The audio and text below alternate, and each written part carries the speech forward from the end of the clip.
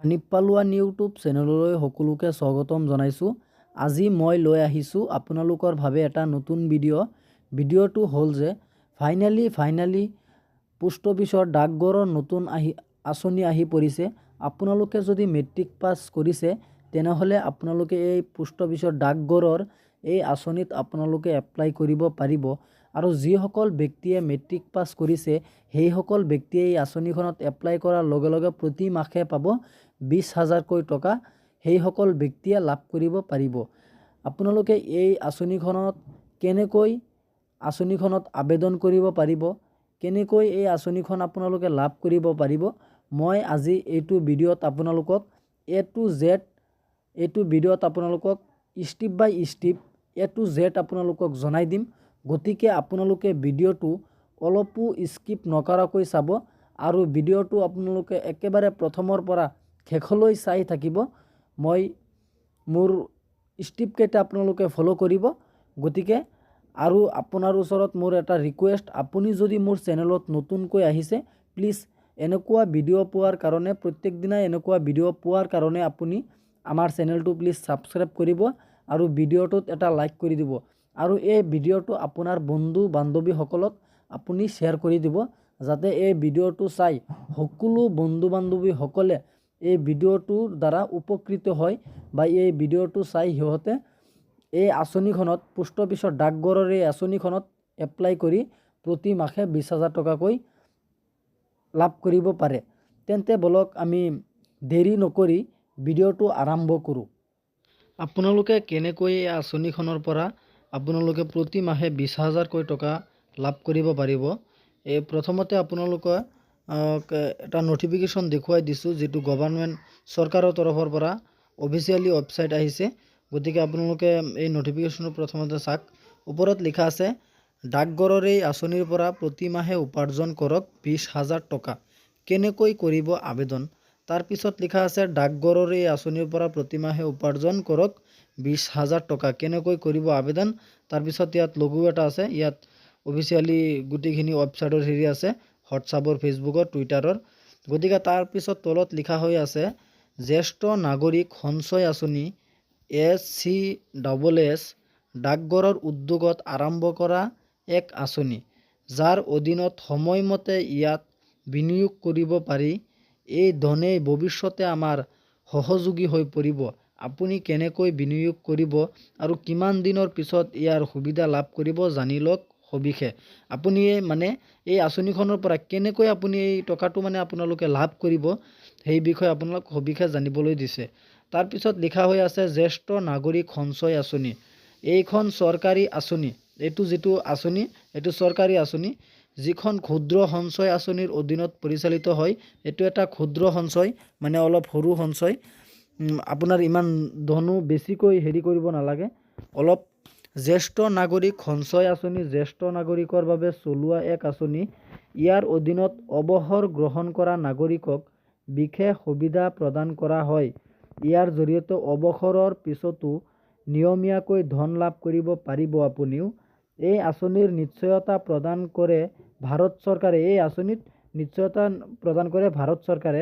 ইয়াৰ সুবিধাসমূহ হৈছে, ভাৰতৰ প্ৰমাণিত বেংক আৰু ডাকঘৰৰ জৰিয়তে ধনৰ লেনদেন কৰিব পাৰিব আপুনি।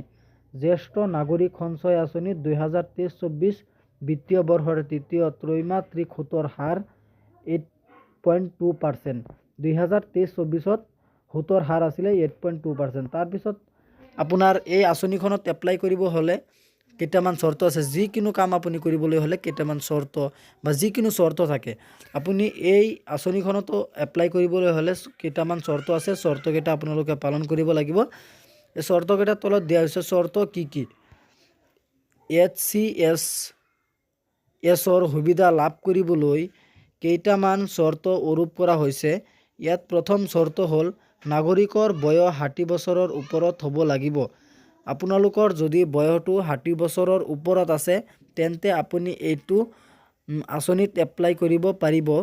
ইয়াৰ উপৰি যিসকল লোকে স্বেচ্ছামূলক অৱসৰ BRS লৈছে বা কৰ্তব্যৰত অৱস্থাত মৃত্যু হোৱা ৰাজ্য কেন্দ্ৰীয় চৰকাৰী কৰ্মচাৰীৰ পত্নীয়ে SCSS সুবিধা লাভ কৰিব পাৰিব। যদি কোনোবা আপোনালোকে চাগে নিশ্চয় বুজিয়ে পাইছে, মোৰ বুজাই দিয়াৰ দৰকাৰ নাই। গতিকে আপোনালোকে অলপ ভালদৰে পঢ়িব, অলপ আপোনালোকে নিজে বুজি ল'ব। তাৰপিছত লিখা আছে প্ৰতি মাহে কিমান টকা পাব। আপোনালোকে যে এই আঁচনিখনত এপ্লাই কৰিব, এই আঁচনিখনত আপোনালোকে প্ৰতি মাহে কিমান টকাকৈ আপোনালোকে লাভ কৰিব পাৰিব।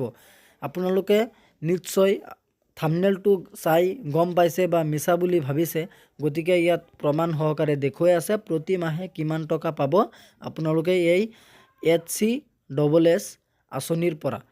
ইয়াত লিখা হৈ আছে, এতিয়া প্ৰশ্ন উত্থাপন হৈছে যে এই আঁচনিখনত বিনিয়োগ কৰি কিমান টকা উভতাই পোৱা যাব। ধৰি লওক আপুনি ইয়াত জ্যেষ্ঠ নাগৰিক সঞ্চয় আঁচনিৰ অধীনত 30 লাখ টকা জমা কৰিছে, তেতিয়া প্ৰতি বছৰে প্ৰায় 2,46,000 টকাৰ সুদ পোৱা যায়। যদি আমি মাহেকীয়া চাওঁ তেন্তে এই ধনৰাশি হ'ব 2,20,500 টকা, মানে 20,500 টকা। একাউণ্ট খুলিবলৈ আপুনি এখন ফৰ্ম ফিল আপ কৰিব লাগিব, যিটো মানে আপুনি ইয়াত এপ্লাই কৰিবলৈ আপোনাৰ প্ৰথমতে একাউণ্টটো খোলা থাকিব লাগিব। এই ফৰ্মটো আপোনালোকে ফিল আপ কৰিব লাগিব, যিটো KYCৰ নথি পত্ৰৰ কপিৰ সৈতে জমা দিয়া হ'ব। আপোনাৰ KYC voter ID, pan card, Aadhaar card, আপোনালোকে এইবোৰ KYC দিব লাগিব, জমা দিয়া হ'ব। দাখিল কৰিবলগীয়া নথি পত্ৰসমূহৰ ভিতৰত আছে পৰিচয় পত্ৰ, ঠিকনা প্ৰমাণ আৰু বয়সৰ প্ৰমাণ পত্ৰৰ লগতে দুখন পাছপোৰ্ট আকাৰৰ ফটো। আৰু আপোনাৰ কি কোৱা হৈছে, দাখিল কৰিবলৈ নথি পত্ৰসমূহৰ ভিতৰত আছে পৰিচয়ৰ পত্ৰ, আপোনাৰ পৰিচয়ৰ পত্ৰ, ঠিকনাৰ প্ৰমাণ পত্ৰ, বয়সৰ প্ৰমাণ পত্ৰ লগত 2খন ফটোকপি। আপোনালোকে এই একাউণ্ট ওচৰৰ যিকোনো ডাকঘৰৰ শাখাত গৈ খুলিব পাৰিব, আপোনালোকে এইটো খুলিব পাৰিব। গতিকে এইখিনি আছিলে আমাৰ মানে এই আঁচনিৰ পৰা আপোনালোকে কেনেকৈ মানে হেৰি কৰিব পাৰিব। এইখিনিয়েই আপোনালোকে প্ৰথমতে একাউণ্টটো খুলিব, যোৱাৰ পিছত আপোনালোকে মানে ডাকঘৰত গৈ আপোনালোকে ক'ব যে মই হেৰি মানে এই আঁচনিখনত HCSS আঁচনিখনত মই এপ্লাই কৰিব বিচাৰোঁ, মোক এপ্লাই কৰক। বা আপোনালোকে প্ৰথমতে একাউণ্টটো খুলিব, খোলাৰ পিছত ডাকঘৰত গৈ আপোনালোকে মানে য'ত মানে একাউণ্টটো খুলিব তাত গৈ আপোনালোকে ক'ব যে মই HCSS আঁচনিত আবেদন কৰিব বিচাৰিছোঁ। তেতিয়া সিহঁতে আবেদন কৰি দিব। গতিকে আপোনালোকে আবেদন কৰি লৈ ল'ব, ডাকঘৰত যাব লাগিব। Thank U.